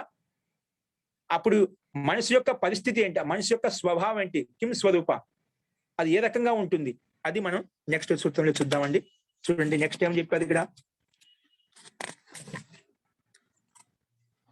చూడండి. దానికంటే ముందు అవతరణిక ఇచ్చాడు. తదవస్థే చేతసి విషయ అభావాత్ బుద్ధిబోధాత్మ పురుష కిం స్వభావ ఇది. తద్ అవస్థే చేతసి అంటే తదవస్థ అంటే అసంప్రజాత సమాజం చెప్పాం, వివేక్యాతి కూడా నాకు వద్దు, పూర్తిగా నిరోధించేశాం. చిత్తంలో ఒక్క విచారం కూడా లేదు, అటువంటి స్థితిని అసంప్రజాత యోగం అని చెప్పాం. అలాంటి అవస్థలో చిత్తంలో విషయాభావ ఒక విషయం కూడా లేదు, రూపరసేంద్రియాలు ఏ విషయాలు లేవంట. విషయాభావాత్ విషయాలు లేకపోవడం వలన బుద్ధి బోధాత్మ పురుష అంటే బుద్ధిని అంటే చిత్తాన్ని అనుభవించేటువంటి జీవాత్మ ఏదైతే ఉందో ఆ జీవాత్మ యొక్క స్వరూపం ఏ విధంగా ఉంటుంది. బుద్ధి బోధాత్మ పురుష అంటే ఆ చితిశక్తిని అనుభూతిని పొందేటువంటి అర్థం చేసుకున్నటువంటి జీవాత్మ యొక్క ఏదైతే పురుష అంటే జీవాత్మ, జీవాత్మ యొక్క స్వరూపం ఏ రకంగా ఉంటుంది. కిం స్వభావ ఆ జీవాత్మ యొక్క స్వరూపం ఏ రకంగా ఉంటుంది, చితిశక్తి యొక్క స్వరూపం ఏ రకంగా ఉంటుంది అనేది ఇక్కడ మనకు ఈ సూత్రంలో చెప్పుకోబోతున్నాం. చూడండి, తదవస్థే చేతసి అంటే చిత్తంలో ఎటువంటి విషయాలు లేనప్పుడు బుద్ధి బోధాత్మ యొక్క చితిశక్తి అనేది జీవాత్మ శక్తి ఏ రకంగా ఉంటుంది అంటే తదా ద్రష్టు స్వరూపే అవస్థానం. తదా అంటే అప్పుడు ఎప్పుడు ముందు చెప్పిన చిత్తవృత్తి నిరోధ యోగం అని, చిత్తంలో ఉన్నటువంటి వృత్తులు అంటే విచారాలను ఆలోచన పూర్తిగా నిరోధించినప్పుడు అప్పుడు ద్రష్టు అంటే జీవాత్మ అంటే జీవాత్మ పరమాత్మ నుండి తెలుసుకుంటాం. జీవాత్మ పరమాత్మ యొక్క స్వరూపే అవస్థానం, జీవాత్మ యొక్క అవస్థానంలో జీవాత్మ యొక్క స్వరూపంలో అవస్థానం స్థితమవుతుంది, స్థిమితంగా ఉంటుంది, స్థిరంగా ఉంటుంది. ఎప్పుడు చిత్తంలో ఉండేటువంటి వృత్తులను అన్నిటిని నిరోధించినప్పుడు ద్రష్టు స్వరూపే అవస్థానం, ద్రష్టు అంటే జీవాత్మ యొక్క స్వరూపంలో అవస్థితమవుతుంది, అక్కడ ఉంటుంది. ఇక్కడ ఏ విషయం లేదు, ఎటువంటి విషయాలు లేవు మనకు. లేనప్పుడు అక్కడ ఎక్కడ ఉంటుంది ఈ చిత్తశక్తి అంటే జీవాత్మలో ఉంటుందంట. ఎక్కడ ఉంటుంది చిత్తశక్తి యొక్క స్వరూపము జీవాత్మలో అంటే పరమాత్మలో ఉంటుంది. జీవాత్మ పరమాత్మ రెండు సన్నికర్షంగా ఉంటాయి, అత్యంత నికటంగా ఉంటాయి. కాబట్టి మనకు ఆ చిత్తశక్తి అనేది అక్కడ ఉంటుంది. చిత్తశక్తి అంటే మనసు అనేది అక్కడ ఉంటుంది. స్వరూపే ప్రతిష్ఠితం, స్వరూపంలో ప్రతిష్ఠితమై ఉంటుంది. ఇది మనకు మహర్షి పతంజలి చిత్తంలో ఉండే వృత్తులు నిరోధించినప్పుడు ఎక్కడ ఉంటుందంటే తదా ద్రష్టు, అప్పుడు ద్రష్టు యొక్క స్వరూపంలో అవస్థితం అవుతుంది అని చెప్పి మనకు మహర్షి పతంజలి చెప్పాడు. దాన్నే ఇదే సూత్రాన్ని మహర్షి వ్యాస భాషలో ఏం చెప్పాడంటే స్వరూప ప్రతిష్ట తదానీం చితిశక్తి యథా కైవల్యే. స్వరూప ప్రతిష్ట తదానీం అంటే ఎప్పుడైతే చిత్తంలో ఉండే వృత్తులను ఆలోచన నిరోధించినప్పుడు అక్కడ ఎక్కడ ఉంటే స్వరూప ప్రతిష్ట, స్వరూపంలో ప్రతిష్ఠితం అవుతుంది అంటే జీవాత్మ యొక్క స్వరూపంలో పరమాత్మ యొక్క స్వరూపం ప్రతిష్ఠితంగా ఉంటుంది అని చెప్పారు అన్నమాట. ఎలా ఉదాహరణ చూపించాడు. కైవల్యంలో జీవాత్మ ఏ విధంగా పరమాత్మలో లీనమై ఉంటుందో అలాగే చితిశక్తి కూడా అలాగే జీవాత్మలో లీనమై ఉంటుంది. కైవల్యం అంటే మోక్షం ఎలా ఉంటుంది జీవాత్మ, అక్కడ శరీరం ఉండదండి, అక్కడ శరీరరహితంగా తన స్వరూపంలో శుద్ధ స్వరూపంలో ఆత్మ యొక్క స్వరూపంలో లీనమై ఉంటుంది. అలాగా చితిశక్తి కూడా ఈ మనసు కూడా జీవాత్మలో లీనమై ఉంటుంది. ఈ విధంగా అయితే మోక్షంలో జీవాత్మ పరమాత్మలో లీనమై ఉంటుందో అలాగా ఈ చితిశక్తి కూడా చేతన శక్తి కూడా అంటే మనసు కూడా జీవాత్మ లీనమై ఉంటుంది అని చెప్పి యథా కైవల్యం అని చెప్పి కైవల్యం యొక్క ఉదాహరణ ఇచ్చారు మనకు. అస్తు ఈ రకంగా మన చిత్తంలో ఉండే వృత్తులు నిరోధించినప్పుడు మన మనసు అనేది చిత్తం ఎక్కడ ఉంటుందంటే తదా ద్రష్టు స్వరూపే అవస్థానం, ద్రష్ట యొక్క స్వరూపంలో లీనమై ఉంటుంది అని చెప్పుకున్నాము. అస్తు నెక్స్ట్ ఏం చెప్తున్నా మళ్ళీ, సరే ఇది బాగానే ఉంది. చిత్తంలో ఉండే వృత్తులను వృత్తులు అంటే ఆలోచనలు పూర్తిగా నిరోధించినప్పుడు చితిశక్తి ఎక్కడ ఉంటుందంటే జీవాత్మ యొక్క స్వరూపంలో ఉంటుంది, చేతన శక్తి యొక్క స్వరూపంలో ఉంటుంది అని చెప్పాం. కానీ ఆ స్థితి కాకుండా లేనప్పుడు ఎక్కడ ఉంటుంది? ఇప్పుడు సమాధిలో ఉంటాం, ధ్యాన స్థితిలో ఉన్నప్పుడైతే ఆత్మలో ప్రతిష్ఠితమై ఉంటుంది. లేనప్పుడు ఎక్కడ ఉంటుంది? చితిశక్తి ఎక్కడ ఉంటుంది? ఆ విషయం చెప్తున్నాడు ఇక్కడ. వ్యుత్థాన చిత్తే నెక్స్ట్ సూత్రం చూడండి. అవతరణిక అంటే నెక్స్ట్ సూత్రానికి ఉత్పత్తి ఎలా అయిందని చెప్తుందండి. అవతరణిక ఏం చెప్తుంది? నెక్స్ట్ సూత్రం ఏదైతే మహర్షి పతంజలి ఇచ్చారో అక్కడ దానికి ఉత్పత్తి ఏ రకంగా వచ్చింది అంటే ముందు సూత్రాలతో కనెక్టెడ్ గా ఉంటుంది. అందుకే ప్రతి సూత్రం ముందు సూత్రాన్ని కలుపుకొని చూసుకుంటుండాలండి. ముందు చెప్పిన విషయాన్ని బట్టి ఇక్కడ అవతరణిక వస్తుందన్నమాట. ముందు ఏం చెప్పుకున్నాము? స్వరూపంలో చితిశక్తి యొక్క అవస్థని జీవాత్మ యొక్క స్వరూపంలో లీనమై ఉంటుందని చెప్పాం. లేనప్పుడు ఎక్కడ ఉంటుంది? లేనప్పుడు అంటే చిత్తంలో ఉండే వృత్తులు నిరోధించినప్పుడేమో జీవాత్మలో పరమాత్మ లీనమై ఉంటుంది. అదే చిత్తంలో ఉండే వృత్తులను అంటే ఆలోచన నిరోధించినప్పుడు అప్పుడు ఎక్కడ ఉంటుంది చిత్శక్తి? ఏ విషయాల్లో ఉంటుంది అంటే ఇక్కడ చెప్తున్నమాట. వ్యుత్థాన చిత్తేతు సతి తథాపి భవంతి నా తథా. అంటే వ్యుత్థాన చిత్తి అంటే ఇప్పుడు సమాధి స్థితి నుండి ధ్యాన స్థితి నుండి లేచిన తర్వాత ఇప్పుడు కంటిన్యూ అలా కూర్చోలేం కదా. సో వ్యుత్థాన స్థితిలోకి వచ్చేస్తాం, అంటే ధ్యాన స్థితి నుండి బయటకు వచ్చేస్తాం. బయటకు వచ్చినప్పుడు అప్పుడు నీ చితిశక్తి యొక్క స్వరూపం ఎలా ఉంటుంది? నువ్వు ధ్యానంలో కూర్చున్నంతసేపు బాగానే ఉంది, జీవాత్మతో లీనమైపోయావు, నువ్వు మర్చిపోయావు. అక్కడ నువ్వు ఎక్కడ కూర్చున్నావో తెలియదు, పూర్తిగా ఆ జీవాత్మలో లీనమైపోయావు, పరమాత్మలో లీనమైపోయావు. నీ గురించి అసలు తెలియదు అనమాట. ఆ సమాధి స్థితిలో కూర్చున్నంతసేపు, ధ్యాన స్థితిలో కూర్చున్నంతసేపు అక్కడ లీనమైపోయావు. తర్వాత విత్తాన అవస్థలోకి వస్తావు. విత్తాన అవస్థ అంటే అక్కడి నుంచి లేచి వచ్చినప్పుడు, సమాధి స్థితి నుండి ధ్యాన స్థితి నుండి పైకి వచ్చినప్పుడు దాన్ని వ్యుత్థాన స్థితి అంటాం. వ్యుత్థానం అంటే మా లౌకిక క్రియాకలాపాలకు వచ్చేస్తాం అన్నమాట. అప్పుడు నీ చితిశక్తి ఎక్కడ ఉంటుంది? సమాధిలో కూర్చునేసేపు జీవాత్మతో లీనమై ఉంది. అక్కడ లేనప్పుడు పైకి లేచి వచ్చావు, అప్పుడు ఎక్కడ ఉంటుంది? అప్పుడు కూడా నీ లక్ష్యం అంతా, నీ మనసంతా కూడా పరమాత్మతో ఓతుప్రోతం అయి ఉంటుంది. అయినప్పటికీ కూడా విత్తాన చిత్తేతు సతి తథాపి భవంతి, అలాగా ఉన్నప్పుడు కూడా అంటే అక్కడ పరమాత్మలో పరమాత్మ చింతనే, పరమాత్మ యొక్క స్వరూపం మీకు కనిపిస్తుంది, అనుభూతి ఉంది అనమాట. అనుభూతి పోలేదు. ఒకసారి అనుభూతిని పొందిన తర్వాత ఆ విషయ వస్తువు ఏదైతే ఉందో అక్కడ మన అనుభూతిని పొందామో, అనుభూతి మనకు స్మరణ పటంలో ఉంటుంది, స్మృతి పటం మీద ఉంటుంది. కాబట్టి అది నీకు అది ప్రతినిత్యం మనకు గుర్తుకు వస్తూ ఉంటుంది అన్నమాట. ఆ స్థితి కలుగుతుంది. అలా కలిగినప్పటికీ కూడా ఏం చెప్పి విత్తాని చిత్తేతు సతి తథాపి భవంతి, అలా ఉన్నప్పుడు కూడా నా తథా అంటే ధ్యాన స్థితిలో ఉన్నప్పుడు ఏదైతే మనకు పూర్తిగా లీనమై ఉంటామో అలా విత్తాని చిత్తులో నీకు అలా కలగదు. తథా సతి అపి తథా భవంతి అపి నా తథా అంటే అలా ఉండదు. అంటే సమాధి స్థితిలో ఏ రకంగా అయితే నీ మనసు స్వరూపంలో అంటే జీవాత్మ యొక్క స్వరూపం లీనమై ఉంటుందో అలాగా విత్తాన చిత్తంలో లేచిన తర్వాత అలాంటి స్థితి ధ్యాన స్థితిలో ఉన్నట్టుగా ఉండదు. మరి ఎలా ఉంటుంది? కథం తదిహి, ఏ రకంగా ఉంటుంది అంటే దర్శిత విషయత్వాత్. ఎలా ఉంటుందంటే కథం తదిహి అంటే అప్పుడు ఎలా ఉంటుంది? సరే, సమాధిలో ఉన్న స్థితి ఏ రకంగా అయితే ఉంటుందో లేచినప్పుడు అలాంటి స్థితి ఉండదు. ఇప్పుడు ఎలా ఉంటుంది? కథం తదిహి ఎలా ఉంటుందంటే దర్శిత విషయత్వాత్, విషయాలు ఏ రకంగా అయితే చూపిస్తుందో ఆ రకంగా ఉంటుంది. ఇప్పుడు మనం అంతా చదువుకుంటున్నాం, మన విషయం అంతా, మన మనసంతా ఇక్కడే కేంద్రితమైంది. కాబట్టి మన చితిశక్తి ఎక్కడ ఉంది? ఈ విషయం మీద ఉంది, ఈ వస్తు విషయం మీద, జ్ఞాన విషయం ఉంది, ఈ చదువుకునే విషయంలో ఉందన్నమాట. అట్లాగా ఎవరు ఏ పనిలో అయితే లీనమై ఉన్నారో ఆ పనిలో ఆ దాని మీద కాన్సన్ట్రేషన్ ఉంటుందన్నమాట. అంటే మన మనసు అంతా ఏ పని చేస్తున్నాం ఆ పనిలో లీనమై ఉంటుంది. కాబట్టి అట్లాగా ఏ పనిలో లీనమై ఉంటే అదే విషయాన్ని మనకు చూపిస్తుంది. చితిశక్తి ఏ విషయంలో అయితే లీనమై ఉందో అదే విషయాన్ని చూస్తూ ఉంటుంది. ఎప్పుడు? సమాధి స్థితి నుండి అంటే ధ్యాన స్థితి నుండి లేచిన తర్వాత అప్పుడు మన వస్తు విషయం, మనకి ఎదురు ఏదైతే విషయం ఆలోచిస్తున్నామో ఆ ఆలోచనలో లీనమై ఉంటుంది.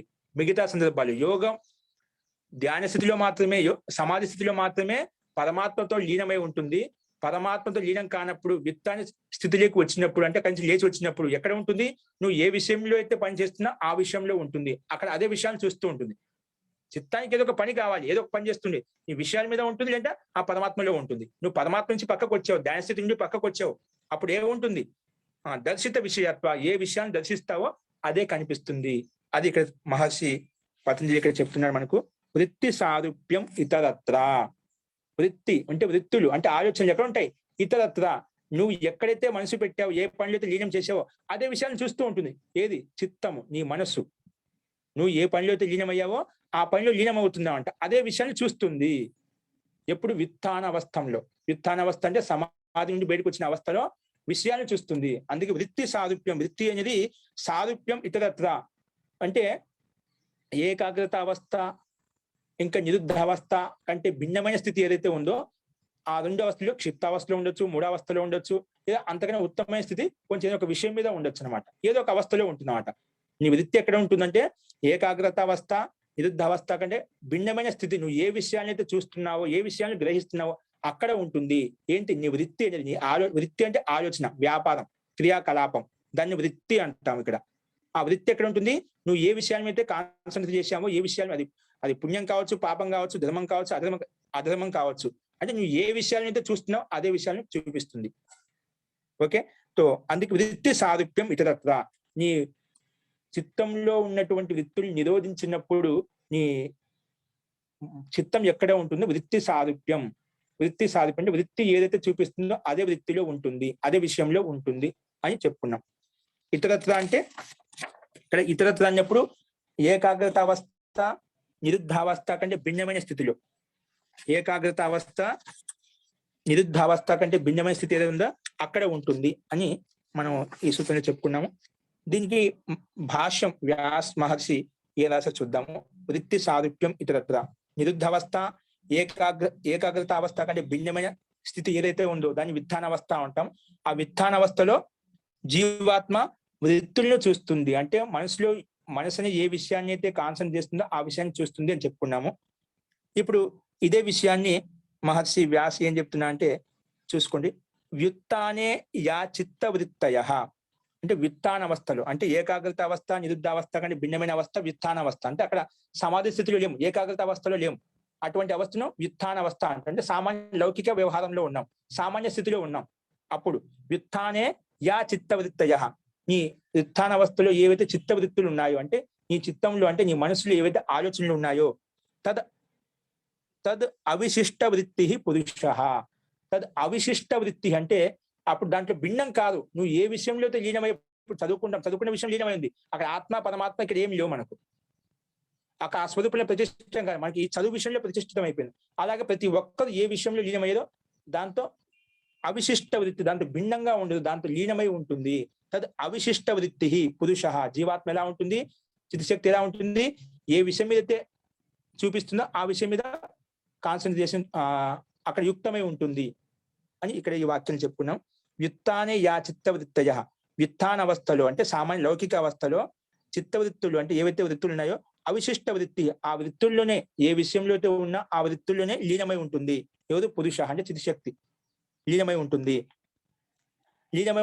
ఆ విషయాన్ని పుష్టీకరణ కోసము మహర్షి పంచశిఖ ఆచార్య అని ఒక ఆచార్య, అప్పట్లో ప్రాచీన కాలం ప్రసిద్ధమైనటువంటి ఆచార్య, పేరు వినే ఉంటారు, పంచశిఖ ఆచార్య అని. పంచశిఖ అంటే ఎందుకు పేరు వచ్చిందంటే ఆయనకు 5 శిఖలు ఉండేటివి. ఏముండేటువంటి? ఇప్పుడు మామూలుగా ఒక శిఖ పెట్టుకుంటారు పండితులు, పిలక పెట్టుకుంటారు కదా, అప్పుడు ఒకటే ఉండేది. పంచశిఖ ఆచార్య అని చెప్పి 5 పిలకలు పెట్టుకునేవారు అనమాట. అంటే అది జ్ఞానానికి ప్రతీకం, జ్ఞానానికి ప్రతీకం అనమాట. విశిష్ట జ్ఞానం కలిగినటువంటి వ్యక్తులు అలా పెట్టుకుంటారు. అస్తు ఇక్కడ పంచశిఖ ఆచార్య యొక్క ఒక సూత్రాన్ని మనకు ఉల్లేఖిస్తున్నారు. తథాచ సూత్రం, అలాగే ఇప్పుడు మనం విత్తానవస్థంలో వృత్తులు ఏ విధంగా ఉంటాయో అదే వృత్తులు మనకు కనిపిస్తాయి అని ఏ రకంగా వాక్యం చెప్పుకున్నాం. దాన్ని పుష్టీకరణ కోసమే తథాచ సూత్రం, అలాగే సూత్రం కూడా ఉంది. ఏ సూత్రము? ఏకమేవ దర్శనం ఖ్యాతిరేవ దర్శనం. ఏకమేవ దర్శనం ఖ్యాతిరేవ దర్శనం అంటే ఒకటే దర్శనం కనిపిస్తుంది. అంటే నీ మనసు ఏ విషయంలో అయితే లీనమై ఉందో ఏకమే అదే దర్శనం కనిపిస్తుంది అన్నమాట. ఒకవేళ నువ్వు రెండింటిని ఒకే విధంగా చూస్తున్నావా, ఆ జీవాత్మని అంటే మనస్సుని ఇంకా జీవాత్మని, ఇప్పుడు మనకు ఒకటే దర్శనం కనిపిస్తుంది. మనకు ఆత్మ వేరు, ఈ శరీరం వేరు అనేది మనకు కనిపించడం లేదు. ఇప్పుడు మనంతా మన మనసు అన్నిటికీ కారణం అనుకుంటున్నాం. ఇప్పుడు జీవాత్మను వేరుగా చూడటం లేదు, ఒకటే దర్శనం. మనకు కనిపించే ఆత్మ, మనకు కనిపించిన మనిషే కనిపిస్తుంది కానీ జీవాత్మ వేరుగా కనిపించడం లేదు. అందుకే ఒకటే దర్శనం కనిపిస్తుంది, ఏకమేవ దర్శనం, ఒకటే కనిపిస్తుంది. అది ఖ్యాతిరేవ దర్శనం. ఖ్యాతి అంటే అప్పుడు మనకి ఏదైతే కనిపిస్తుందో అదే నిశ్చయంగా భావిస్తున్నాం అట, అదే ఖ్యాతి. మనం చూసిందే సత్యం అనుకుంటున్నాం. ఇక జీవాత్మ గురించి మనం అంత సాధన చేయలేదు కాబట్టి ఇప్పుడు వేరుగా చూడటం లేదు, అన్ని ఈ శరీరమే అనుకుంటాం. శరీరం లోపల ఉన్నట్టు ఆత్మను చూడటం లేదు, మొత్తం ఈ సంపూర్ణ శరీరమే అనుకుంటున్నాము. అందుకే ఇక్కడ ఏం చెప్పారు? ఏకమేవ దర్శనం ఖ్యాతిరేవ దర్శనం అని చెప్పి మహర్షి పంచశిఖాచార్య చెప్పారు. ఇక్కడ దీనికి ఇంకా ఎగ్జాంపుల్ చూపిస్తున్నాడు. చిత్తం అయస్కాంత మణికల్పం. ఏంటండి? చిత్తం అంట అయస్కాంత మణికల్పం. ఈ చిత్తం ఎలాంటిదంటే అయస్కాంతం లాంటిదంట. చిత్తం ఎటువంటిది? అయస్కాంత మణికల్పం. అంటే అయస్కాంతం అది ఏం చేస్తుంది? అయస్కాంతం ఏ దానికి దగ్గరికి వెళ్తుందో అక్కడ ఏవైతే గ్రహించుకోగలుగుతుందో, ఇనుము కానీ లోహ కానీ తత్వం కానీ ఏవైతే ఉన్నా అది మొత్తం లాగేసుకుంటున్నమాట. అలాగే మన చిత్తం కూడా ఏ విషయాలైతే దగ్గరికి వస్తే ఆ విషయాలు లాగేసుకుంటుంది. ఏ ఏ విషయాలైతే మన దగ్గరికి వస్తాయో ఆ విషయాలన్నిటిని లాక్కుంటుంది అన్నమాట. ఇప్పుడు ఒక అయస్కాంతం ఏ ఎక్కడైతే పెట్టామో దానికి సంబంధించినటువంటి వస్తువులను అన్నిటిని గ్రహించుకుంటుందో అది సన్నిధి మాత్రంతో, అది అక్కడ పెడితే చాలు ఆ సాన్నిధ్యంతో అన్ని విషయాలు ఏవైతే గ్రహించుకోవాలి దానికి సంబంధించిన వస్తువు విషయాలు ఏవైతే ఉన్నాయో అన్ని గ్రహించుకుంటుంది. అలాగే మన చిత్తం కూడా ఏ విషయాలైతే మనకు ఎదురుగా ఉన్నాయో ఆ విషయాలను గ్రహించుకుంటుంది. అందుకే సన్నిధి మాత్ర ఉపకారి అవుతుంది. అంటే చిత్తం అయస్కాంతం అని కల్పం. ఈ చిత్తం అనేది అయస్కాంతం లాంటిది. సన్నిధి మాత్ర ఉపకారి, దాని సన్నిధి మాత్రమే తీసుకొచ్చామంటే ఉపకారం చేసేస్తుంది. అయస్కాంతం దగ్గర పెడితే అన్ని వస్తువులు ఎలా గ్రహించుకుంటుందో చిత్తం కూడా నువ్వు ఆ చిత్తానికి ఏ విషయం అయితే ఎదురుగా వచ్చిందో ఆ విషయాన్ని గ్రహించుకుంటుంది ఆటోమేటిక్ గా. ఇప్పుడు మనలో ఏ సంస్కారాలు అయితే ఉన్నాయో మనం ఏదైతే కోరుకుంటున్నామో అది ఈ విషయాన్ని గ్రహించుకుంటుంది. ఇప్పుడు ఒక్కొరికి రూపరస గంధ విషయాల్లో, రూపరస గంధ స్పర్శ శబ్దాల్లో ఏదైతే ఎక్కువగా ఆకర్షణ ఉంటుందో ఆ విషయం లాక్కుంటుంది అన్నమాట. ఇప్పుడు ప్రతి ఒక్కరూ అందరూ కూడా అన్ని విషయాలను గ్రహించుకోండి. కొందరికి రూప విషయంలో ఆకర్షణ ఉంటుంది, కొందరికి శబ్ద విషయంలో ఆకర్షణ ఉంటుంది, కొందరికి స్పర్శ విషయంలో ఆకర్షణ ఉంటుంది, కొందరికి గంధం అంటే నాసిక అంటే వాసన, గంధ విషయంలో ఆకర్షణ ఉంటుందంట. ఒక్కొరికి ఒక విషయం మీద ఆకర్షణ ఉంటుంది. అట్లా చిత్తం ఏదన్నా కానీ ఏ విషయం ముందుకు వస్తే ఆ విషయాన్ని గ్రహించుకుంటుంది. అందుకే సన్నిధి మాత్ర ఉపకారి, సాన్నిధ్యం మాత్రంతో అది ఉపకరిస్తుంది, అంటే దానికి హెల్ప్ చేస్తుంది, అంటే స్వీకరిస్తుంది. వద్దని చెప్పదు. నువ్వు మంచి తీసుకొస్తావా మంచిని గ్రహిస్తుంది, చెడు తీసుకొస్తావా చెడుని గ్రహిస్తుంది. ఏం తీసుకుంటే ఏం దగ్గరికి వస్తే అది తీసేసుకుంటున్నావట. అంటే సన్నిధి మాత్రంతో అది ఉపకరిస్తున్నావట. ఇది మంచి చెడు ఆలోచించదు. నువ్వు ఏ విషయాన్ని ముందు తీసుకొచ్చి పెట్టావో ఆ విషయాన్ని గ్రహిస్తుంది. అందుకే సాన్నిధ్యం మాత్రంతో ఉపకారం చేస్తుంది.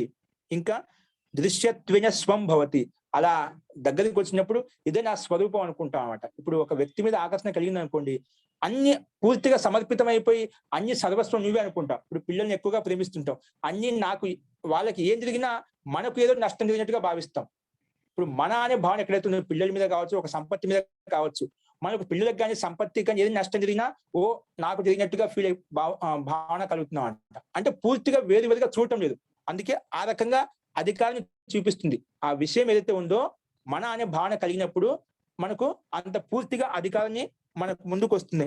ఎలాగంటే దృశ్యత్వేన స్వం భవతి, అంటే పూర్తిగా తనదిగా భావించేస్తాం, మనది కాదు. ఇప్పుడు ఎల్లప్పుడూ స్థిరకాలం ఎవరు ఉండరు అయినప్పుడు సంపత్తి ఉంటుందా, పిల్లలు ఉంటారా, కానీ పూర్తిగా మన వాళ్ళు, నా వాళ్ళు అంటే చెప్పిన వాళ్ళకి ఏం జరిగినా నాకు ఏమో జరిగినట్టుగా అని చెప్పి బాధపడుతుంటాం. అలాంటి అధికారాన్ని చూపిస్తుంది. విషయం వచ్చేసి పూర్తిగా తనలో లీనమైపోతుంది, అంటే తనదిగా భావించి ఆ చితి శక్తిలో కూర్చుంటుంది. అందుకే స్వం భవతి, తన ధనం ఏదైతే నాది అంటాం, పిల్లలు నా సంపత్తి ఏదంతా నాది అంటాం, అలాగా ఈ విషయం ఏదైతే ఉందో పూర్తిగా దాంట్లో లీనమైపోతాం. అప్పుడు ఏ వివేకం పనిచేయదు మనకు. అందుకే కొందరు విషయ వాసనలో ఉన్నప్పుడు, దాంట్లో లీనమైనప్పుడు వివేకాన్ని పూర్తిగా కోల్పోతారు. దాంట్లో పూర్తిగా లీనమైపోతారు. అంటే అంత అధికారాన్ని చూపిస్తుంది అక్కడ. అదే ఇక్కడ చెప్పాడు. ఆ దృశ్య ఆత్మకు స్వం భవతి, ఆ విషయం మీద పూర్తిగా తనదిగా భావించి దాంట్లో లీనమైపోతుంది.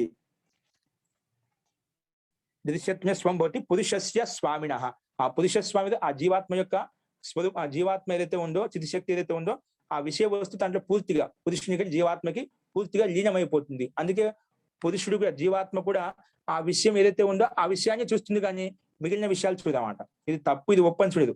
ఆ విషయం ఏదైతే వచ్చిందో నీకు ఎదురుగా అదే విషయాన్ని గ్రహిస్తుంది, అదే విధంగానే అది నడుస్తూ ఉంది.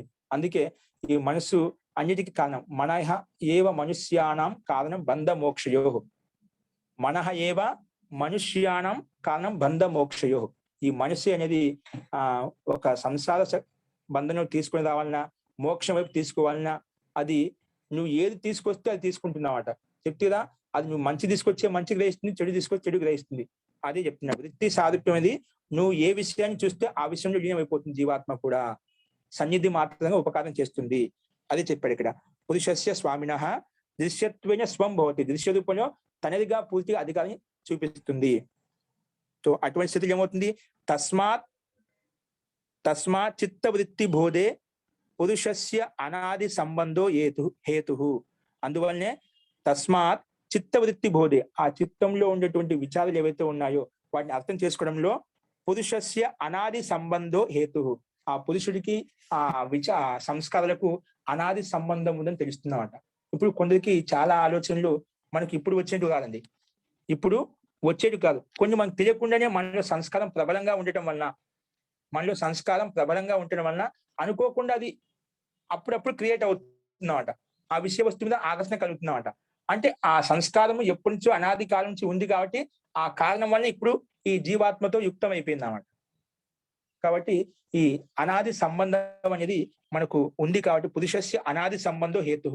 అలా ఎందుకు వస్తుందంటే పూర్తిగా తన అధికారాన్ని ఎలా చూపిస్తుందంటే ఆ విషయ వాసనలు, సంస్కారాలు మనలో ఉన్నాయి కాబట్టి ఆ విషయ వాసన మన దగ్గరికి వచ్చినప్పుడు అది పూర్తిగా అధికారం చూపిస్తుంది కాబట్టి అది అనాది సంబంధం ఉందని చెప్పి మనకు తెలుస్తుంది. అందుకే అనాది సంబంధో హేతు అని చెప్పి అదే కారణం. ఇలా మనకు ఆ వస్తువు విషయం మీద ఆకర్షణ కలుగుతుంది అంటే ఆ విషయ వస్తువు మీద ఆకర్షణ మనకు ముందు నుంచి ఆ సంస్కారం ఉంది కాబట్టి ఆ కారణం వల్ల ఈ సంబంధం కలిగింది అని మనకు అర్థమవుతుంది. కాబట్టి వృత్తి సారూప్యం ఇతరత్ర అంటే మన వృత్తులు చిత్తంలో ఉండే వృత్తులను నిరోధించినప్పుడు మన జీవాత్మ యొక్క చితిశక్తి యొక్క స్వరూపం ఎక్కడ ఉంటుందంటే నువ్వు ఏ విషయంలో అయితే లీనమై ఉన్నావో అదే విషయాన్ని చూపిస్తుంది అని చెప్పి ఇక్కడ మనకు వ్యాస్ మహర్షి కూడా అదే విధంగా చెప్పాడు. నెక్స్ట్ దీంట్లో ఏం చెప్తున్నామంటే ఆ వృత్తులు అని చెప్పావు. వృత్తి అంటే ఏదో ఏ విషయం అయితే నీకు ఎదురుగా కనిపిస్తుందో ఆ వృత్తిలో జీవాత్మ చితిశక్తి యొక్క స్వరూపం ఉంటుందని చెప్పాం. కానీ ఆ వృత్తి అంటే ఏమిటి? అంటే వృత్తి అంటే కేవలం విచారం, ఏ రకమైన విచారం, ఏంటి ఆ విచారాలు? అసలు వృత్తి అంటే యొక్క స్వరూపం ఏంటి? దాని లక్షణం ఏంటి? దానికి సమాధానంగా తాహ నెక్స్ట్ అవతరణిక చూడండి. తాహ పునః నిరోద్ధవ్య. తాహ పునః నిరోద్ధవ్య. తాహ కాహ వృత్తయ. ఆ వృత్తులు నిరోధించాలి. బహుత్వే సతి చిత్తస్య. ఆ చిత్తంలో ఆ వృత్తులు ఎక్కువ అయిపోయినాయి అనుకోండి. ఇప్పుడు ఒక్కోసారి మనం చిత్తంలో ఏదైనా విషయ వాసన మీద పడ్డామంటే అది మనకు ఆ విషయాల్లో పట్ల అత్యధికంగా లీనం అయిపోతామంట. అటువంటి వృత్తులు మనలో ఎక్కువైనప్పుడు చిత్తస్య బహుత్వే సతి చిత్తస్య, ఆ చిత్తానికి ఆ వృత్తులు ఎక్కువగా అయినప్పుడు వాటిని నిరోధించాలి. వాటిని పూర్తి నిరోధించాలి. సో నిరోధిస్తాం బాగానే ఉంది, కానీ ముందు వృత్తులు అంటే ఏమిటి? వృత్తయ. ఆ వృత్తులు అంటే ఏమిటి అయినప్పుడు దానికి సమాధానంగా వృత్తయ పంచతయ్య. ఏంటండి? వృత్తయ పంచతయ్య. వృత్తయ పంచతయ్య క్లిష్ట అక్లిష్టాహ. వృత్తులు 5 రకాలంట. ఆ వృత్తులు ఏంటివి? ఇప్పుడు సూత్రంలో వృత్తి సారూప్యం ఇతరత్ర ఉంది కదా, ఆ వృత్తి అంటే ఏమిటి? దానికి సమాధానంగా ఇక్కడ మహర్షి పత్ని నెక్స్ట్ సూత్రం చెప్పాడు. నువ్వు వృత్తి శబ్దం వచ్చిన వృత్తి అంటే ఏమిటంటే ఆ వృత్తులు 5 రకాలు. వృత్తయ పంచతయ్య 5 రకాలు. ఏంటివి? క్లిష్ట అక్లిష్టాహ. క్లిష్ట అంటే కష్టాన్ని ఇచ్చేటివి, అక్లిష్ట అంటే కష్టాన్ని ఇవ్వనివి. అంటే ఒక రకం చెప్పాలంటే దుఃఖాన్ని ఇచ్చేటివి, దుఃఖాలు ఇవ్వనివి. క్లిష్టాన్ని దుఃఖాన్ని ఇచ్చేటువంటి ఆలోచనలు, అక్లిష్టాన్ని దుఃఖాలను ఇవ్వనటువంటి ఆలోచనలు. అందుకే క్లిష్టాహ అక్లిష్టాహ ఇలా 2 రకాలుగా ఉన్నాయి. వృత్తుల్లో మంచి ఉంటుంది, చెడు ఉంటుంది. కాబట్టి ఇక్కడ వృత్తయ పంచతయ్య వృత్తులు 5 రకాలు. ఏంటివి అంటే క్లిష్టాన్ని ఇచ్చేవి, దుఃఖాన్ని ఇచ్చేటివి, అక్లిష్టాహ దుఃఖాలు ఇవ్వనటువంటివి. అవి ఏంటివి అనేది ఇక్కడ మనకు వ్యాస భాషలో ఇంకో రకంగా ఇచ్చారన్నమాట. అంతకంటే ముందు ఇక్కడ తదా ద్రష్టు స్వరూపే అవస్థానం అంటే జీవాత్మ యొక్క స్వరూపంలో లీనమై ఉంటుంది, పరమాత్మ యొక్క స్వరూపం లీనమై ఉంటుంది అని చెప్పాం కదా. అసలు ఆ పరమాత్మ యొక్క స్వరూపం ఎలా ఉంటుంది? సంక్షేపంగా చెప్పాలంటే ఇక్కడ మనకు ఒకటి వేదవంతం ఇచ్చారండి. ఇక్కడ మీ దగ్గర పుస్తకం ఉంటుంది. అకామో ధీరో అమృత స్వయంభూ రసేన తృప్తో న కుతశ్చ నూనః తమేవ విద్వాన్ న బిభాయ మృత్యోః ఆత్మానం ధీరం అజరం యువానం. ఈ జీవాత్మ యొక్క స్వరూపం ఎలా ఉంటుంది, పరమాత్మ యొక్క స్వరూపం ఎలా ఉంటుందంటే అంటే ఆ పూర్తిగా నిర్భయంగా ఎప్పుడవుతుందంటే జీవాత్మ ఇక్కడ ఆ పరమాత్మ యొక్క తత్వాన్ని తెలుసుకున్నప్పుడే ఆ విషయాల పట్ల పూర్తి నిరోధం కలుగుతుందన్నమాట. అంటే నిరోధ చిత్తంలో ఉన్నటువంటి వృత్తులను పూర్తిగా నిరోధించాలి అంటే అది మనం పరమాత్మ యొక్క దర్శనం చేసుకున్నప్పుడే, పరమాత్మ యొక్క స్వరూపం తెలుసుకున్నప్పుడే మనకు అలాంటి వృత్తి నిరోధం కలుగుతుంది అన్నమాట. ఆ వృత్తి నిరోధం ఎలా కలిగిందంటే ఆ పదార్థం యొక్క స్వరూపం తెలుసుకున్నప్పుడు. ఇక్కడ ఏం చెప్పారంటే ఆ పరమాత్మ స్వరూపం ఏ రకంగా ఉంటుంది, ఆయన ఎలా ఉంటారంటే అకామహ, అతనికి ఎటువంటి కామనలు ఉండవంట, ఎటువంటి కోరికలు. జీవాత్మకి ఏ విధంగా అయితే కోరికలు ఉంటాయో ఆ పరమాత్మకి ఎటువంటి కోరికలు కామనలు ఉండవు. అందుకే అకామహ, ఆ పరమాత్మ ఎటువంటి వాడు? అకామహ, కామన రహితమైన వాడు, కోరిక లేనివాడు, ఆకాంక్ష లేనివాడు. ఇంకెటువంటి ధీరహ అంటే విద్వాంసుడు, సర్వజ్ఞుడు. అతను ఎటువంటి వాడు? విద్వాంసుడు, సర్వజ్ఞుడు. స్వయంభు అంటే అతనిలో లీనమై ఉంటాడనమాట. ఆనంద స్వరూపంలో లీనమై ఉంటాడు. స్వయంభు, స్వయం ప్రకాశవంతుడు అన్న, స్వయం జ్ఞాన స్వరూపుడు, స్వయం ఆనంద స్వరూపుడు. స్వయంభు అంటే అతనిలో లీనమై ఉంటాడు, జ్ఞాన ఆనంద స్వరూపుడు లీనమై ఉంటాడు. నా కుతశ్చ నోనః, అతను ఎటువంటి తక్కువ లోప అంటే ఎటువంటి ఇది లేదు అనే స్థితి లేదనమాట. అంటే అన్ని ఉన్నాయన్నమాట అతనికి. అన్ని సామర్థ్యాలు కలిగిన వాడు, అన్ని ఐశ్వర్యములు కలిగిన వాడు. ఇది తక్కువ, ఇది లేదని చెప్పిన ఇప్పుడు జీవాత్మ దగ్గర ఇప్పుడు జ్ఞానం లేదు. అంటే ఎప్పుడు త్రివిధ దుఃఖాలను అనుభవిస్తూ దుఃఖంతో బాధపడుతుంది. అటువంటి బాధ ఆ పరమాత్మకి ఉండదు. అందుకే నా కుతశ్చను, ఏ ప్రకారంగా ఏది తక్కువ లేదు, అన్ని సంపూర్ణంగా ఉన్నాయి. అనంత జ్ఞానం ఉంది, అనంత బలం ఉంది, అనంత శక్తి ఉంది, అన్ని ఉన్నాయి. నా కుతశ్చను, ఎటువైపు ఎక్కడి నుంచి చూసినా కూడా తక్కువ అంటూ ఏమి లేదు, తక్కువ అంటూ ఏమి లేదు, అన్ని ఉన్నాయి ఆ పరమాత్మకి. కాబట్టి తమేవ విద్వాన్, అటువంటి తమ్ ఆత్మానం, అటువంటి ఆత్మను, అటువంటి పరమాత్మను, ఎటువంటి ఆ పరమాత్మ అంటే అజరం, ఎప్పుడు జీర్ణావస్థ కూడా పొందినమాట. అజరం యువానం అంటే మంచి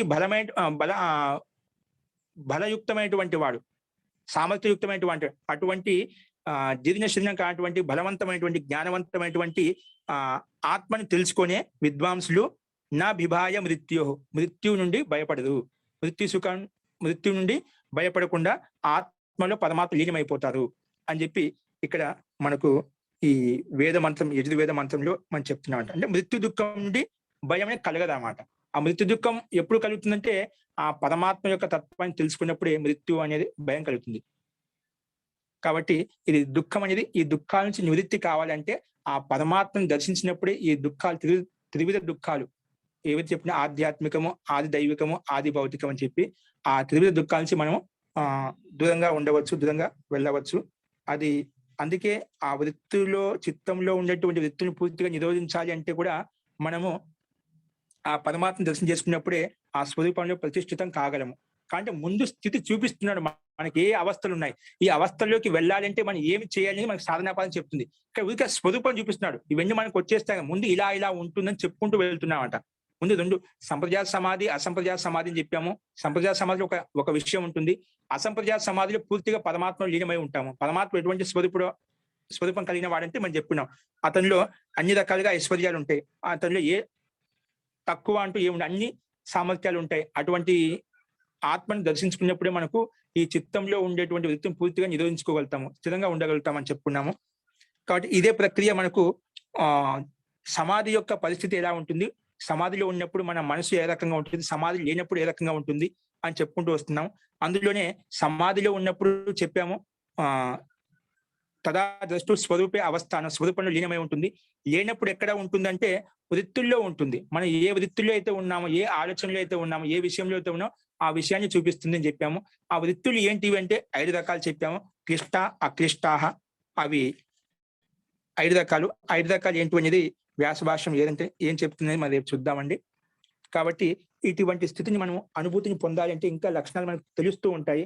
కాబట్టి మనము సంకల్పం తీసుకున్నారు కదా, మీరంతా ధ్యానం చేస్తూ ఉన్నారు కాబట్టి అది కంటిన్యూ కొనసాగిస్తూ ఉండండి. మనకు ఇటువంటి లక్షణాలు కనిపించినప్పుడు మనకు వివేక్యాతిని కనిపించాలి. వివేక్యాతి ఎప్పుడు వస్తుందంటే ఇప్పుడు జీవాత్మ వేరు, ఈ శరీరం వేరు అనేది భావన కలుగుతుంది. అది ఎప్పుడు మన ధారణ, ధ్యాన అనేది ఒక విషయం పట్ల, అది మంత్రానుష్ఠానం కావచ్చు, ఏదైనా శ్వాస మీద ధ్యానం కావచ్చు, అలా చేస్తూ పోతే నీకు ఒక స్థితి కలుగుతుంది, నీకు తెలియకుండానే. నీలో ఎక్కడ ఏ రకంగా చేస్తున్నావు అనే స్థితి మనకు అనుభూతి కలుగుతుంది. అది మీరు కంటిన్యూ కొనసాగిస్తూ ఉండండి. మనకు వీటి యొక్క లక్షణాలు కనిపించిన వృత్తులు ఏంటి అన్నప్పుడు 4 ఏ వృత్తులు ఉన్నాయి అవి మీరు మీ ధ్యాన స్థితిలో కూర్చున్నప్పుడు మీకు అర్థం అవుతుంది. 4 ఈ వృత్తి కలుగుతుంది, ఈ ఆలోచన వస్తుంది, ఈ ఆలోచన ఎలా నిరోధించాలి, ఎలా అధిగమించాలి అనేది మనకు అర్థం అవుతుంది. కాబట్టి ఇప్పటి నుంచి కూర్చున్నప్పుడు ఆ స్థితి మనకు అనుభూతిని పొందవచ్చు. ఇలా కంటిన్యూ కొనసాగిస్తూ ఉండండి. సో మనకు ఒకరోజు ఆ స్థితి అనుభూతిని మనము అర్థం చేసుకోవడం కోసం మనకు అనుకూలంగా సహజంగా ఉంటుంది.